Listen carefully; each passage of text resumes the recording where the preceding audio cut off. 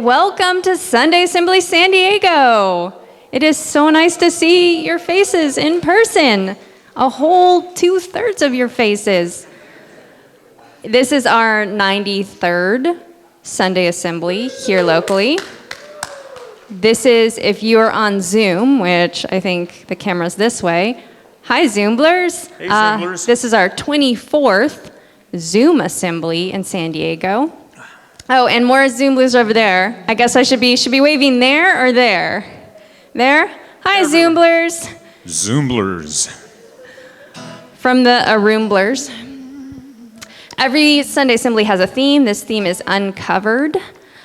We are going to have childcare in the back. We do have our childcare people available to watch your kids. And unlike last month when we decided to have assembly on Easter Sunday and obviously didn't check first. Our media-free zone is filling up. It is in my back right, your left. I think it's time for a sing-along. What do you think? Do you think? I think. All right, everybody, here we go. I kind of need you to stand up and do this. If you can, and if you're interested, and if you don't, because otherwise, and you can either do, right, or you can do, I see some people do foot. Anyway, we have a band today. This is Dan the percussion man. Okay, here we go.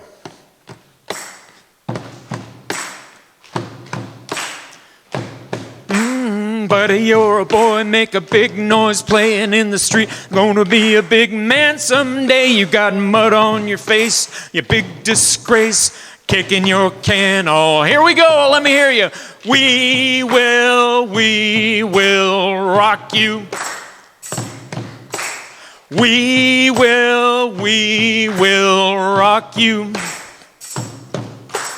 Buddy, you're a young man, hard man, shouting in the street, gonna take on world someday. You got blood on your face, you big disgrace, waving your banner all over. Let's go. We will rock you. We will rock you. Sing the verse with me. Buddy, you're an old man, poor man, pleading with your eye. Gonna get some peace someday. You got mud on your face, you big disgrace. Somebody better put you back in your place. Do it! We will rock you. We will rock you. Come on, let's do it some more. We will rock you. You gotta sing louder through those masks. We will rock you. One more. We will rock you. All right.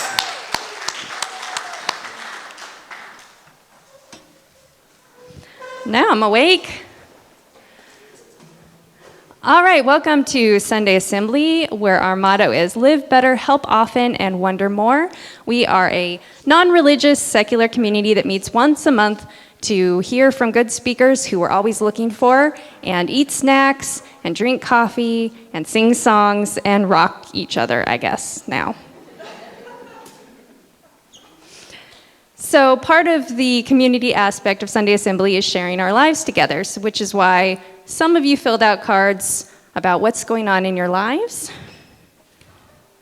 that I have misplaced, that I have replaced. All right. If you are over 50 and looking for something to do, consider joining RSVP, Retired Senior Volunteer Patrol, at the San Diego Police Department. Male or female or other, see Tom at the rear table.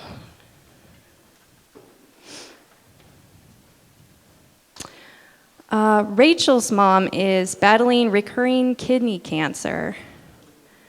Sorry to hear that. Have at least 4. We have 4 kidney donors that are members of Sunday Assembly San Diego. Random fact. Rachel and Steve's child is very happy to be headed to UCLA this September to study psychology. Congratulations. You are not old enough to have a child heading to college. If you haven't signed measures before, please consider doing so. I believe that they are good for the state. I'm sorry. Wrong side of card. From Andrew. I've recently been given an opportunity to get involved in the California initiative process by gathering signatures for several ballot measures. I've met some great people while doing so. I'm grateful. If you haven't signed measures before, all right, thank you, Andrew. And then another announcement is our little scrappy nonprofit had a rummage sale last weekend, and people's items brought in $1,100. So thanks to all who donated their previously beloved items. And speaking of donations, last month we announced that a generous local organization had offered our assembly $200 each for the next 10 new recurring donors. And you responded. 8 people did just that, and we have 2 spots left that would get us the $400 total. Assemblies and events are free to attend, but if you can swing a monthly donation in any amount, even $5 a month, we have until the end of the assembly day to get 2 more signups. QR codes for that are in your program. Your recurring donations make all of this possible. So please consider. And then the other thing we do is our assembly not only helps each other, but we help our community. And so who is doing our Help Happens? Betsy. Would you like this? Sure. Hi. Each month we take dinner to 34 people who get to legally sleep in their cars. So even though it's warming up, it still gets cold at night, and I've asked for what they could use. And they can use hats, scarves, and socks. So if you'd like to bring them to a future assembly or to any meetup and give them to an organizer. Also, Jen wanted us to thank you to everyone that came and joined us for the Creek to Bay cleanup on April 3rd, 23rd. We had 23 volunteers that removed 614 pounds of trash from Choyas Creek Canyon, including a sink, half a toilet, and a love seat. Thank you. Thank you. I was there. I didn't help with any of the big items. I just clapped. All right, we have a reading today to transition us to, oh, I'm sorry, do we have another announcement? Do you want me to share, or do you want me to bring you the mic?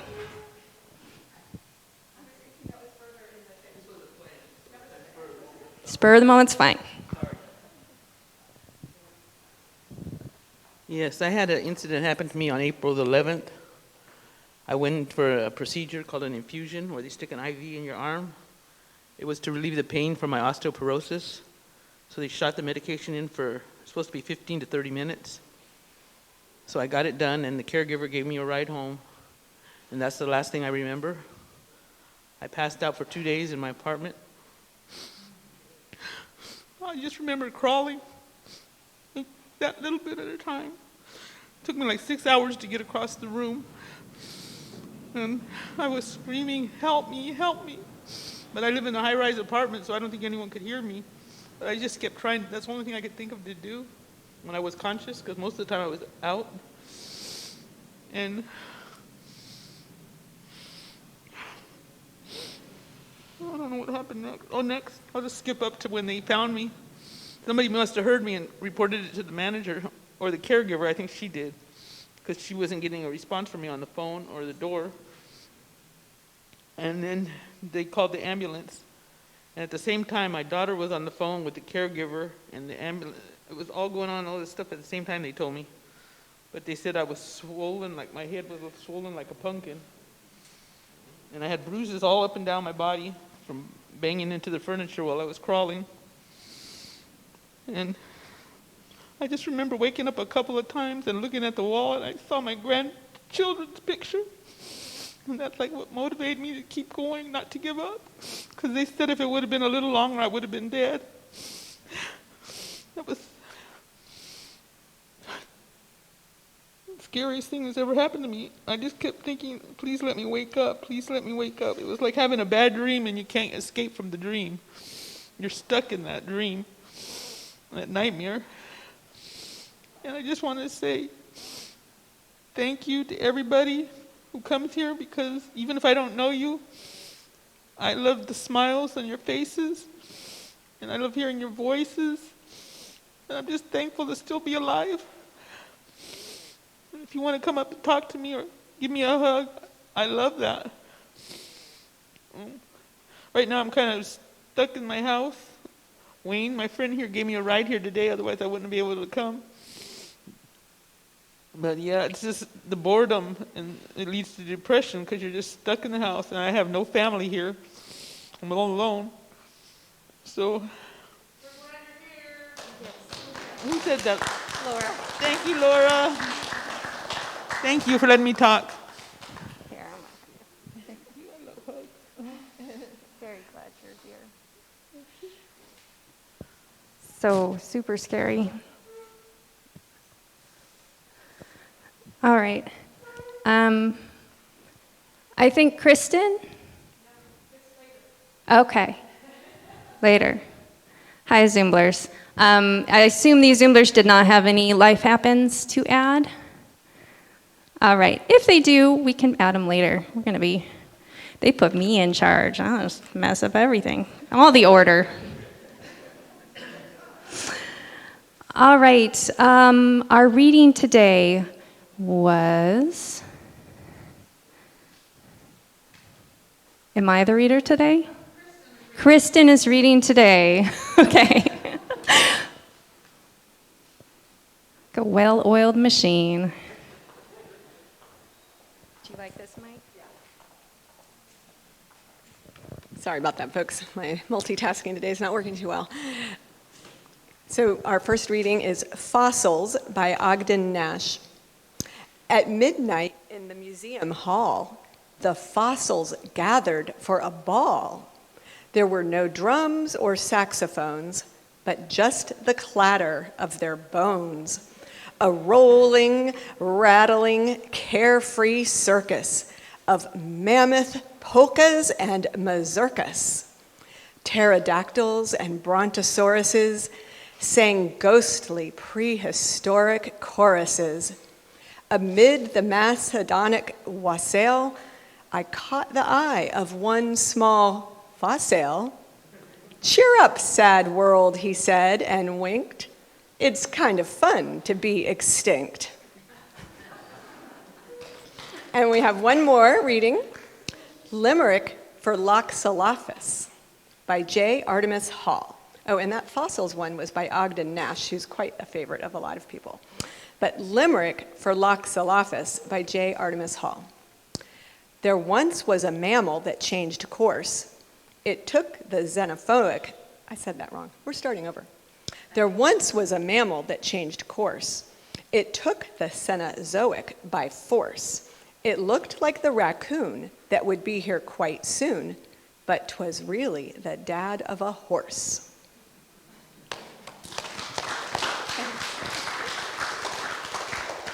Very, very glad I didn't do the reading.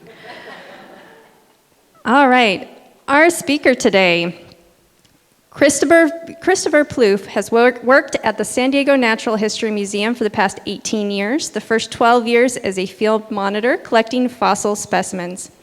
For the past 6 years, he has served as the lead fossil preparer for the museum, as well as managing for the volunteers in the Paleontology Fossil Prep Lab.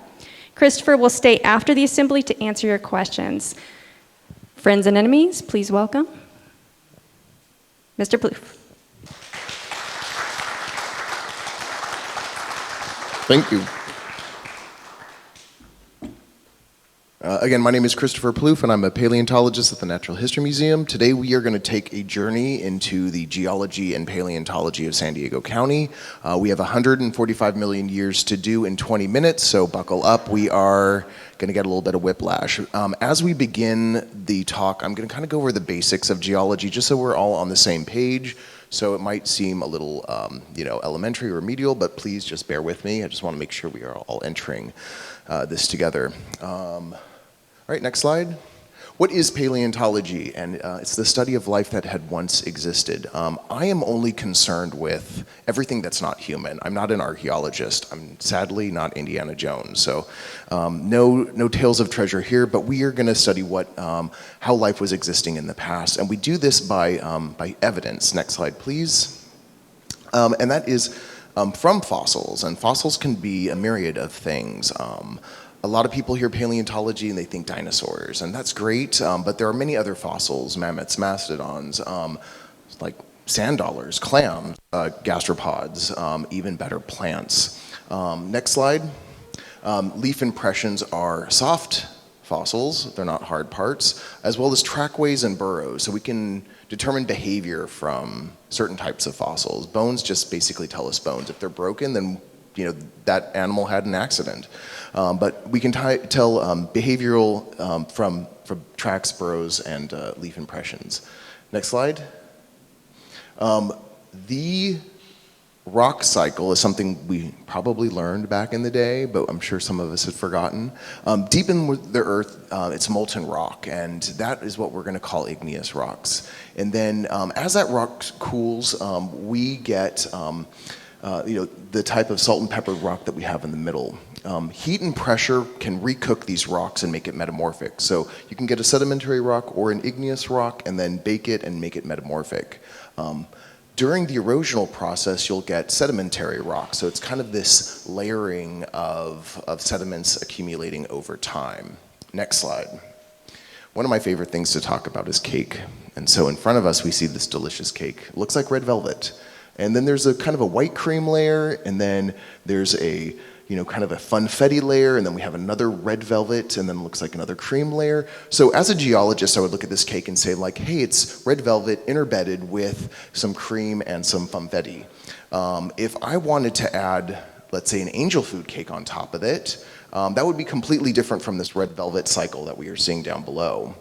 We call these packages of cake or layers formations. So different types of formations have different types of source rocks, or perhaps they contain different types of fossils. And this is how we determined where we're moving off in time as things accumulate. So when we are building our geologic cake, we start at the bottom, we accumulate up, and that is deposition. And then as a geologist, the way I eat my cake, I eat it from most likely the top down, or I can carve into it, like if it's a little river valley, that'll carve into sediments as well.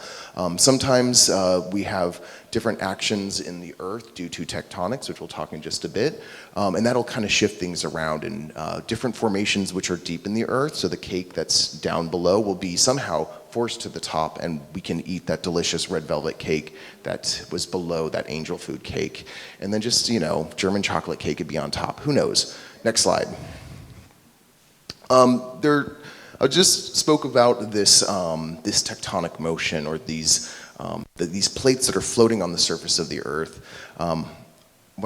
I wrote this lecture for some kids, the youth programs at the museum, and so I like to talk about food. So I like to think of marshmallows floating on a cup of hot chocolate, and sometimes they run into each other, and sometimes they'll separate from each other, and then sometimes they'll sink down below the hot chocolate because they're melting.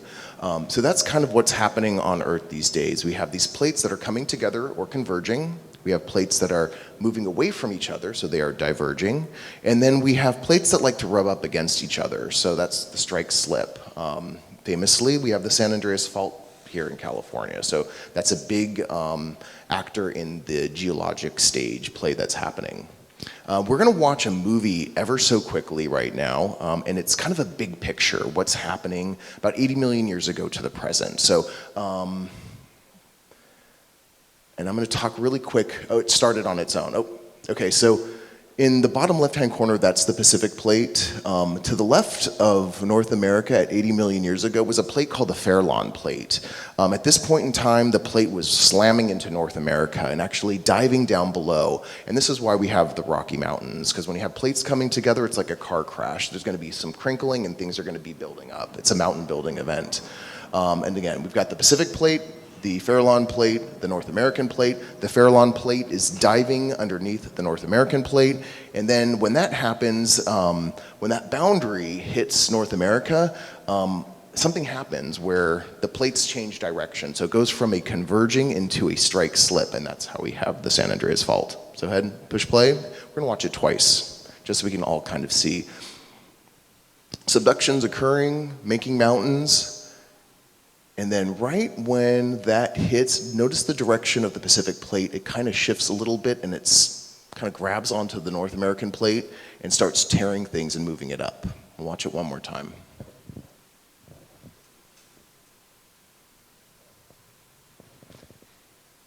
These big picture processes really affect what's happening on the small scale, what's happening here in San Diego. So I just wanted to make sure that we had kind of this wide view. The next video that we're going to watch zooms in just a little bit more into the northern hemisphere, and we'll watch the Fairlawn Plate diving underneath the North American Plate. And then it grabs a hold of California. It does a really fascinating thing. It does that strike motion.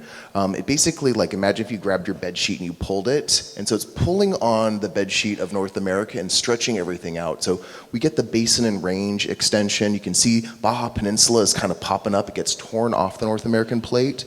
Another thing too is watch that line on the right-hand side. It'll jump from the border of the North American Plate into Baja California. So kind of the projection of the San Andreas Fault is it might continue to move inland. Of course, in like a couple of million years, not too long from now. All right, back to the slideshow. Thank you very much.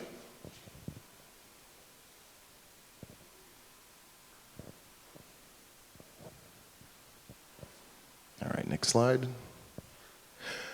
So in San Diego, those processes that have happened give us three provinces that I call the coastal range, the peninsular range, and then the desert. And so that's kind of the main geologic areas of San Diego. And if you were a fossil hunter and you were looking for these fossils, I would send you to the coast and I'd send you to the desert.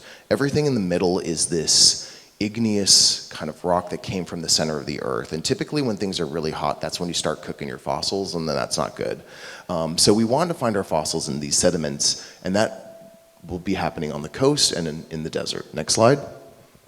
Anza-Borrego Desert State Park. Who here has been there? Perfect. Have you guys found fossils there? No? Okay, you're not looking hard enough. But keep your eyes to the ground. There's a ton of fossils coming out of the Anza-Borrego State Park, mostly from the Miocene. We'll be talking about the time scale, and that's kind of a scary, because we're going to talk about millions of years, and that's a lot. But the desert region is mostly the Anza-Borrego. Next slide. The Peninsular Range is, as the name Peninsula, is from the Baja Peninsula, and you can kind of see to the right of that arrow there's a white little strand, and that's that Peninsular Mountain that is coming north into San Diego. So this is this igneous rock where we've got the melt at the center of the earth, and it kind of comes to the surface, but it hasn't exploded out like lava. It's basically, it's been holding there underneath the surface. It's solidified because now it's cooled down, and then it gets exposed at the surface. Next slide. This might be familiar for some of you, these kind of rounded rocks that you find in the center of San Diego County. So these are igneous rocks that have been spheroidally weathered. That's another great term I love to talk about.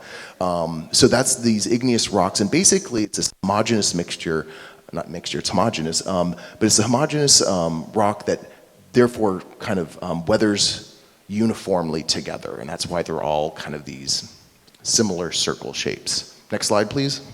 And then on the coast, we see the sedimentary rocks. And so this is mostly where we're finding all of our fossils here in San Diego County.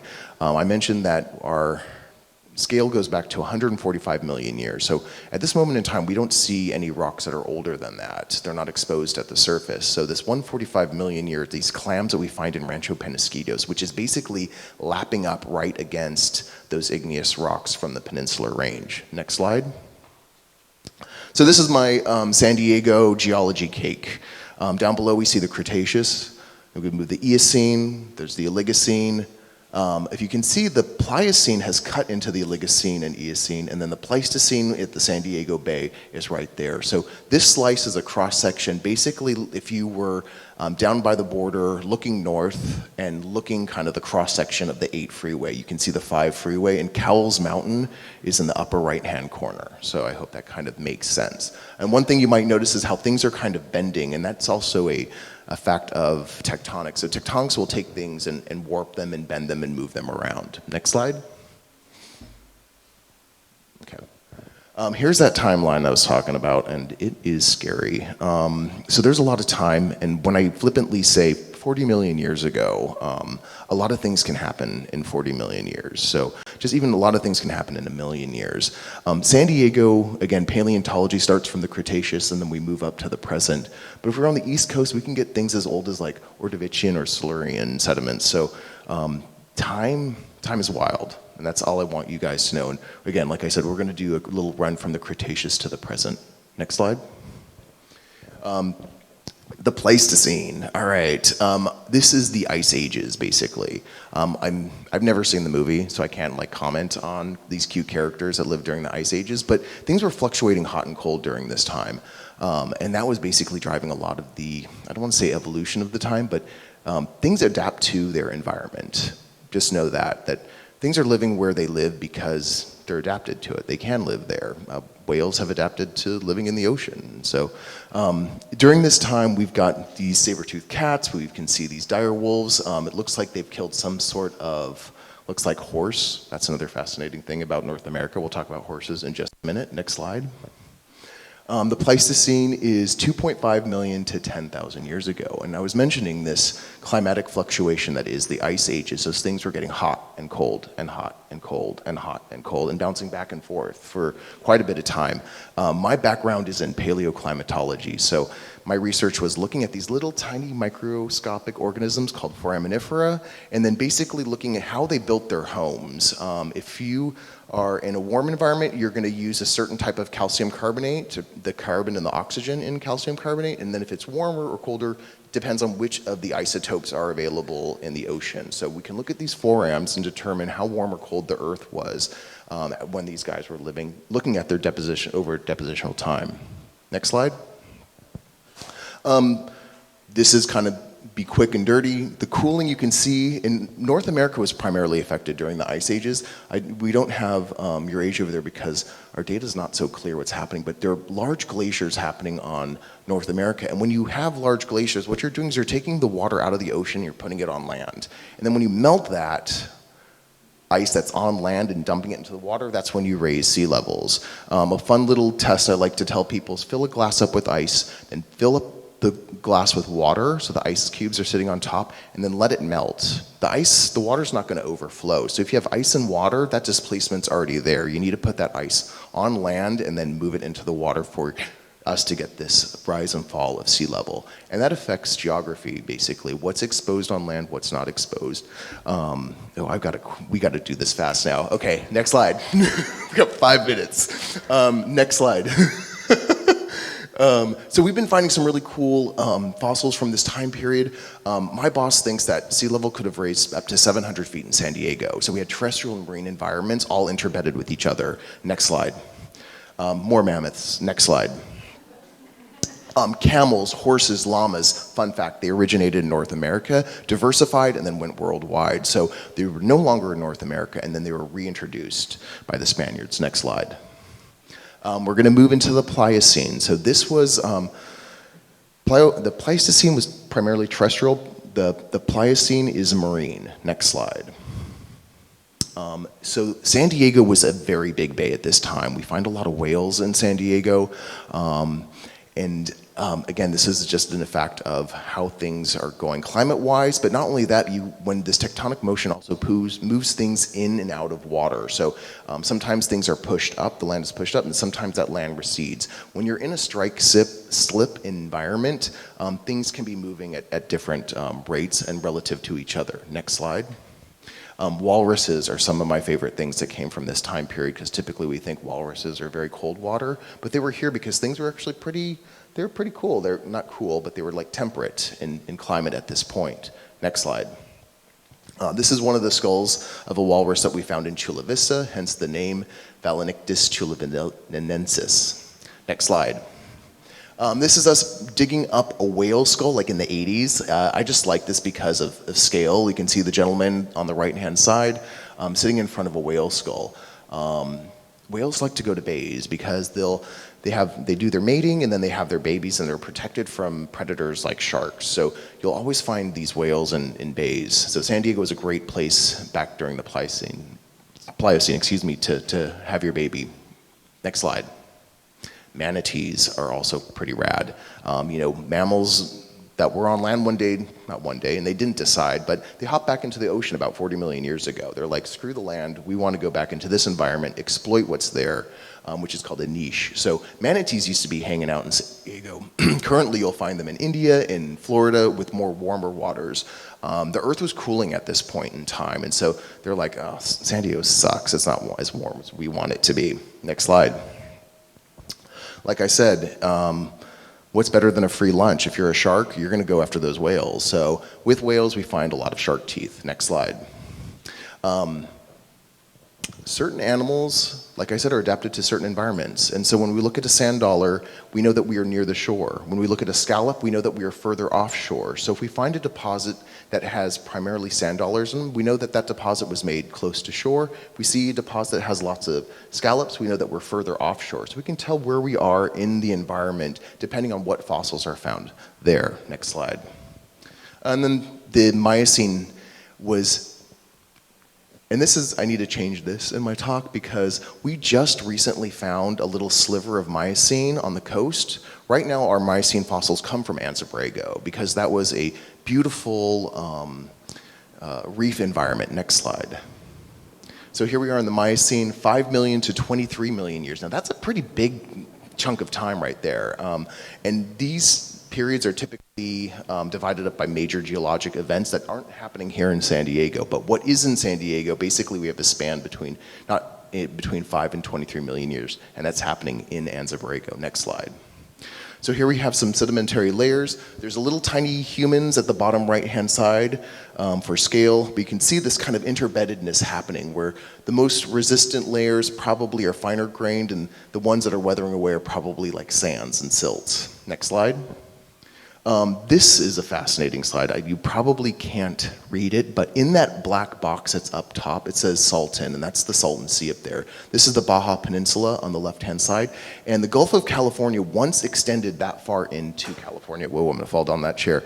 So places like Anza-Borrego, Palm Springs were all underwater at one point, and we can find these tropical reef fossils out there. Next slide. Some petrified wood can also be found in these environments. Next slide. These are something called a pen shell, and they're also found in these like warm tropical waters. The great thing about certain species is that they're environmental indicators. So we will only find these in warm water. We won't find them in cold water. So during the ice ages, we were in a warm period when we start finding pen shells in our deposits. So we know this is a warm water reef. Next slide. There's some gastropods. Next slide. And some bivalves. And again, this is what I would call monotypic bedding, which basically you just have one type of the fossil and that tells you exactly where you are. Oysters typically like to live right near shore or in bay environments. Next slide. Corals were also found out there. Next slide. And sand dollars as well. Next slide. Oh, some more fossils. I think I went crazy here. Okay, next slide. Now we're gonna bump to the Oligocene. 40 million years ago, the Earth was, and that's the Eocene, we'll hear it in the next, was the warmest it's ever been on record, what we know. And so after that, temperature started to disintegrate, and so things were getting cooler. So this was subtropical, Eocene will be tropical. Next slide. 33 to about 23 million years ago, a lot of the formation that we find that's this age is in Chula Vista. And so we're finding these really cool early mammals out there. Also actually up north at the 78 freeway, Caltrans was doing some work and they ran into a site, and it is probably one of the best fossil producing localities in Western North America. This is a time period where mammals were figuring out kind of like what was going on. Things were really diversifying. We started getting felines because like meat eating was a new thing. Before we were just these little rodents in underground eating seeds, and so that was all like, oh, dang it, that's it. Sorry guys, bye. I'm gonna go really fast over the next few ones. So Oligocene, we'll move next. Oh, how cute is that? That's Cesapia. He used to live, or she, or they used to live here in San Diego. I call these guys the sewer rats of fossils because they were everywhere. Statistically speaking, the more we find of you, the more we know that you were there in the environment, where things like high-level predators, if you're like a saber-toothed cat or a dire wolf, we don't find too many of those because you can't really supply enough food for multiple of them. Does that make sense? Like the food pyramid, there's like one on top and then there's the rest down below. So these guys were literally everywhere. Next slide. A little bit of Mesoreodon. The Oreodonts are these like pig dog-like animals. So remember, back in time, we have modern day pigs and they're related to dogs. And so back in time on that family tree branch, that's what this Mesoreodon is. So I'm gonna talk about things being pig-like or dog-like or cat-like. So this is this pig dog-like creature. Next slide. Oh, there's a little rodent. Rodents are pretty rad. We will look to rodents because they diversified so well that they can tell us where we are in time. This looks like a crowd where I can pull this reference really quick. And Fresh Prince of Bel-Air, there were two different amphibians. And if we had one amphibian, we knew we were in season 1 and 2. And then if there's a second amphibian, it was seasons 2, 3, and 4. So just from this one character change in this TV show, we know where we are in time. So rodents provide that same type of insight. If we have certain rodents, we know where we are in time. Next slide. All right, here's that Eocene. Things are cooking. Earth is hot at this point. San Diego's even hotter. And again, we can tell this from environmental reconstructions based on plants primarily. Banana leaves were there. Next slide. 55 to 33 million years ago. Next slide. At this point in time, I was talking just briefly earlier about how mammals were kind of figuring out kind of what was going on. We started eating meat. We had hypercarnivory in cats. Teeth are very important, and basically they reflect what we were eating. And so things started changing. Like mammals started diversifying, eating everything. So we have these deposits that are showing us like the early mammal diversifications that are really fascinating. Next slide. There's a carnivore up top. You can tell from the sharp teeth because you're going to be slicing and dicing. And then there's kind of like this herbivore down there because in the back teeth you can see the molars that are meant for grinding. So again, teeth are super important to us. Made of enamel, they are very resistant to weathering, and so sometimes we just find teeth, and the structure of that teeth will tell us what the animal is. So I'm not kidding you.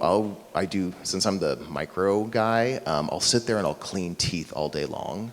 So I'm a dentist, really, just a glorified dentist. Next slide. Brontotheres. I mean, these guys were like these beasts that were just running the early kind of rhinoceri. Also an herbivore from the flat molars. They would have these horns protruding, and of course we think it was for sexual selection because typically herding animals have these horns for dominance within that group. Next slide. Del Mar Formation. So now we're moving a little bit further back in time. This is about 55 million years ago. I tell people if you want to go fossil hunting, head to the Del Mar Dog Beach, and there's fossils along that row that are from the Del Mar Formation, which are about 52 million years old. So that's my little insight to you guys. If you guys want to go fossil hunting, head to the Del Mar Dog Beach, which is like near Solana Beach, if I remember correctly, and just take a walk north from the Dog Beach, and you guys can find fossils exposed on the cliffs there that are 52 million years old. Next slide.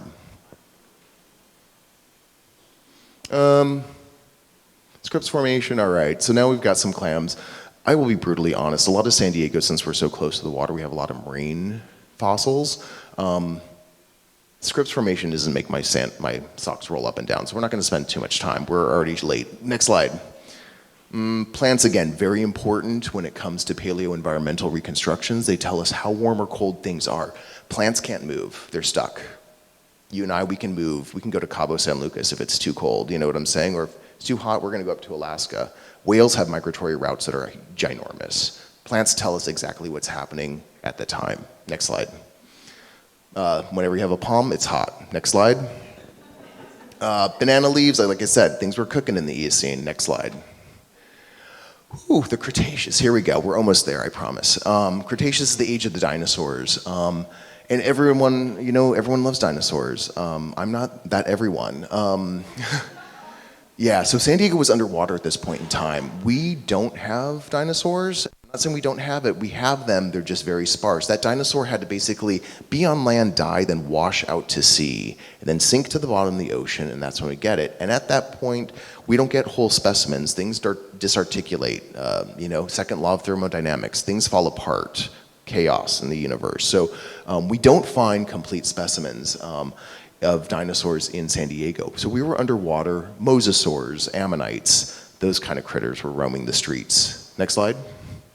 And this is 145.5 to 65 million years. Like I said, that clam that we have from Rancho Penasquitos is our oldest fossils here in San Diego right now. So there's a young paleontologist out there. I saw him. He'll find hopefully the oldest one. Next slide. These guys are pretty rad. Again, you adapt to environment. When San Diego being underwater at that point, we were really far offshore in very fine-grained sediments. Think of it like quicksand. So these guys had this kind of cantilever where they basically rested on that so they could move in these very fine-grained muds at the bottom of the ocean. Next slide. Ammonites are awesome. They were floating around up on the upper right-hand side, kind of what the reconstruction of this was. When I say that we have so many ammonites, it hurts. And they're just big and heavy, but we keep them. So we have a lot of ammonites. It's quite amazing. Next slide. The ankylosaur or nodosaur, we don't know. And you want to know why? Because all we have is the butt of this. Yeah, literally. Skulls are very important. Teeth are important. They help us identify what is what, who is who. But when you just have postcranial, everything kind of is the same. Think of a horse and a llama and a camel. I mean, they all kind of structurally look the same. And if you just think of their bones, a lot of their bones are the same too. What's happening in the head really tells us what's going on. Teeth really helps us what's going on. Next slide. So there's the butt. Very exciting. We got the hips, we got the legs. That's all we got. So at some point it washed out to sea. Maybe somebody took a bite out of it and then half of it sunk to the bottom of the ocean. Because these animals have these plates that are interlocking, we have this thing called bloat and float. So their stomach will start to bloat and then they just sail away out to the ocean. And then they sunk at San Diego. Next slide. And I think that kind of concludes our talk. This picture is misleading. It's in our museum. We have all these beautiful murals, but this is probably taken somewhere in Arizona, maybe even New Mexico. Again, San Diego is offshore, far offshore, very fine-grained sediment. So this is a little bit misleading, but here are those dinosaurs I'm sure all of you wanted to see. Next slide. And that's it, yeah.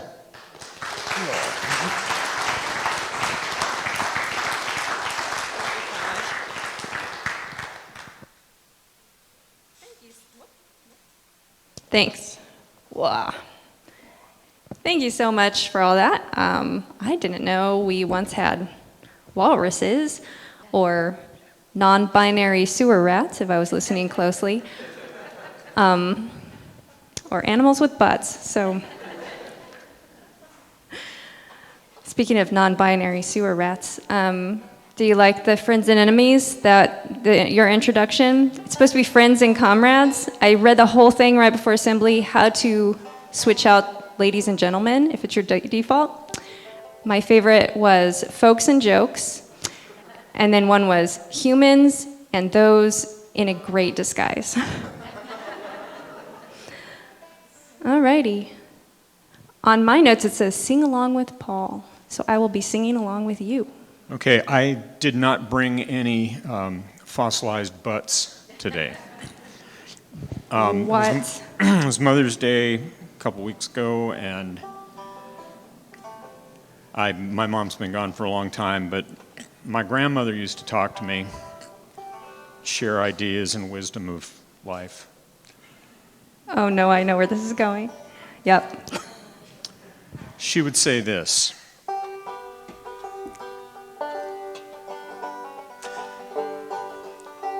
Be courteous, kind, and forgiving. Be gentle and peaceful each day.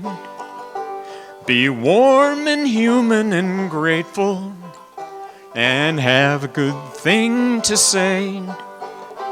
Be thoughtful and trustful and childlike. Be witty and happy and wise.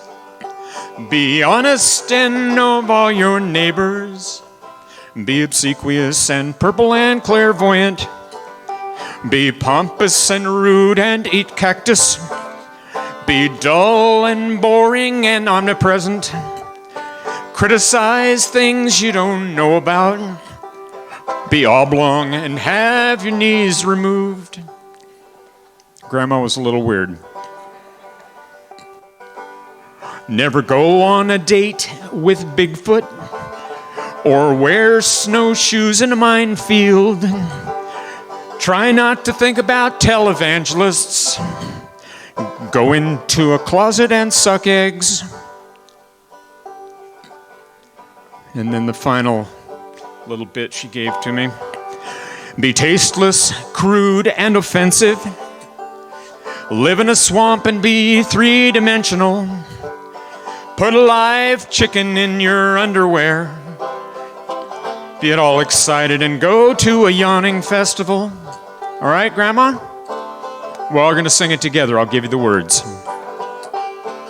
Be courteous, kind, and forgiving. Be courteous, kind, and be gentle and peaceful. Be gentle and peaceful each day. Be warm and human and grateful. Be warm and human and great. Have a good thing to say. Have a good thing to say. Not bad. Be thoughtful, trustful, and childlike.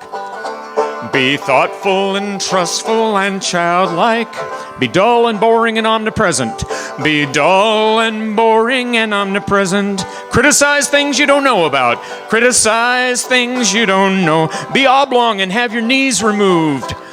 Be oblong and have your knees removed. Never go on a date with Bigfoot. Never go on a date with, or wear snowshoes in a minefield, or wear snowshoes in a mine. Try not to think about televangelists. Try not to think about televangelists. Go into a closet and suck eggs. Go into a closet and suck eggs. Be tasteless, crude, and offensive. Be tasteless, crude, and offensive. Live in a swamp and be three-dimensional. Live in a swamp and be three-dimensional. Put a live chicken in your underwear. Put a live chicken in your underwear. Get all excited and go to a yawning festival. Get all excited and go to a yawning festival. Thank you.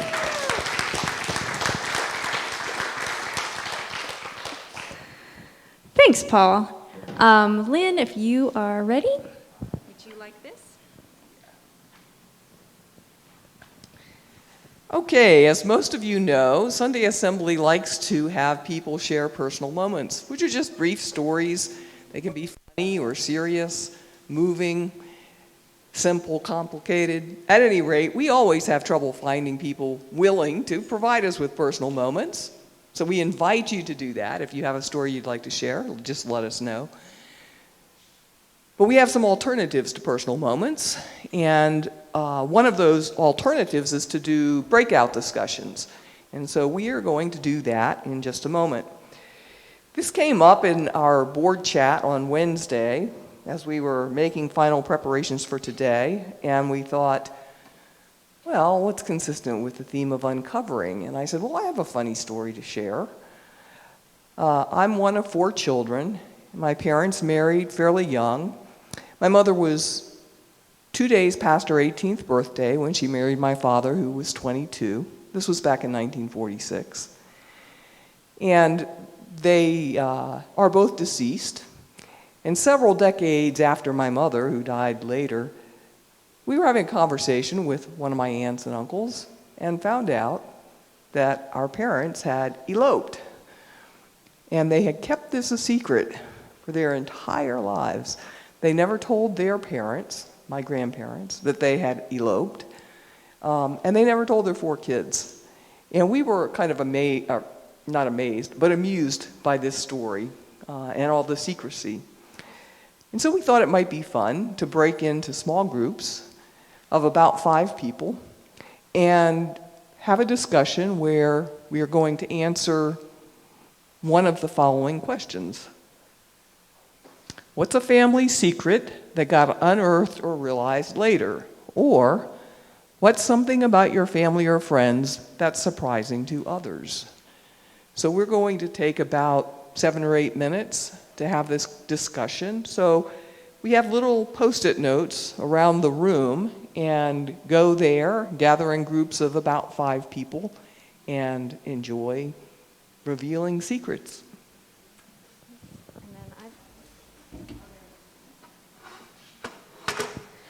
Welcome back. I hope you all shared some cool things in your groups, and if there was something someone shared that was particularly of interest to you, maybe encourage them to do a personal moment. So we're always looking for those. Oh, this chair is going to be super fun. I'm going for it. All right. So you might see in your programs that your MC today is Michelle. That was the plan. She got very sick, so I'm a last-minute substitution. Don't worry. She informs us all that she does not have COVID. She passed all those tests, just a bad cold. So our theme this month is uncovered. And I wanted to talk about my only real experience with something uncovered was this archaeology class I took. Now, it's already been explained that paleontology and archaeology are different. In archaeology, we're all Indiana Jones, and we get really excited about not falling out of our chair, about finding things that are a few hundred to a few thousand years old. Paleontology gets really excited about things several hundred, sometimes millions years old, millions of years old. But you know how I grew up. My church taught that only one of those fields was real and the other was make-believe, so I went with archaeology. So I always had itchy feet. I wanted to be adventurous. I didn't want to be tied down. I wanted to see the world. So even though there was a lot going on in my life at the time, like maybe my own wedding, I got an offer to take an archaeology class in another country with an actual dig with an archaeologist. So I changed colleges for a semester, changed majors. I was biblical studies and I changed it to biblical geography because that came with archaeology as well, and flew to Israel where I lived for 4 months and let my poor fiance plan the entire wedding by his lonesome. Now, I think we've got slides, right? Yes, pictures. Just wanted to show real quick, this was where I lived, outside Old Jerusalem, Yad HaShmanan. And if you can't see at home, Zoomblers, it is just, oh, nice, thank you. Thanks. Laura doesn't want me to fall on my chair. Oh, and I forgot to set my timer too, because I can talk about this all day long. Gotta make me stop. So the next slide, this was me. I used to be blonde. And that was me researching. I had to go to the Shephelah and research trade routes. I had to go to the Negev and research just everything, kings and tribes and locations. We were on a bus every other day. I actually got to go to Megiddo and walk through the ruins there. So for those who aren't familiar, Har Megiddo, we lost the H eventually, it became Armageddon. It morphed again to Armageddon, and that was the supposed site, if you read the book of Revelation in the New Testament, of the end of the world. So that's where the world was going to end. So at the time, I just remember walking around going, in the ruins. It didn't make a lot of sense to me, but I'm like, this is so cool, because this is where this penultimate battle was going to take place. And I think next slide, this is closer to where I lived. We lived outside Old Jerusalem, past the Elvis Presley Cafe, with a life-size statue of the king himself, greeting us every time we took a taxi into the city. So I knew this place like the back of my hand. The next slide even has the Jewish quarter. Old Jerusalem's divided into 4 quarters. My favorite place in this entire country was found here. It was a shawarma shop where I went almost every day. By about a month in, I would just open the door and they would all go, "Alexis!" and start making my shawarma. And then there was a time where my geography class took me to Galilee for a week, and I got back and they were like, "Oh, you're still here." Like they had missed me. I ate a lot of shawarma. Obviously didn't care if I fit into a wedding dress. All about the shawarma. But actually my favorite place in all of Israel was in Bethlehem. It was the church, we called it lovingly the Church of the Holy Boobs, but it was actually called the Milk Grotto. And it was the site where Catholics believed that Jesus was first breastfed. And it is amazing as you're picturing. And I remember at the time, I don't know if there was an art installation because I can't find this online, but I remember visiting and I walked in and there's murals and statues and just boobs, leaky, voluptuous, how long's my MC address? How many times can I say boobs in an MC address? My favorite place. What were we talking about? Archaeology.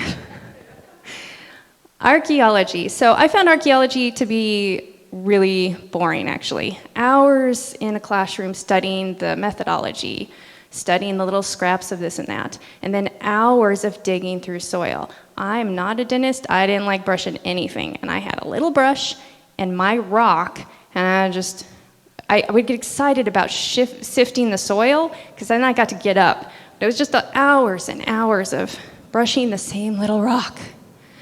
And I brought it, I did find something that was really cool, and I got really excited. You don't often find things. You mostly just dig.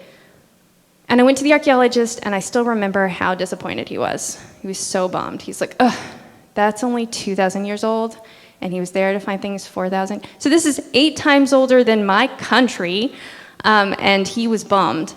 And he said something like, "They have plenty of those in the museums, in the university, just throw it in the fill dirt."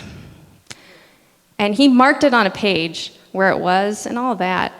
But I was like, really, the fill dirt? And he's like, "Well, or take it home, I don't care."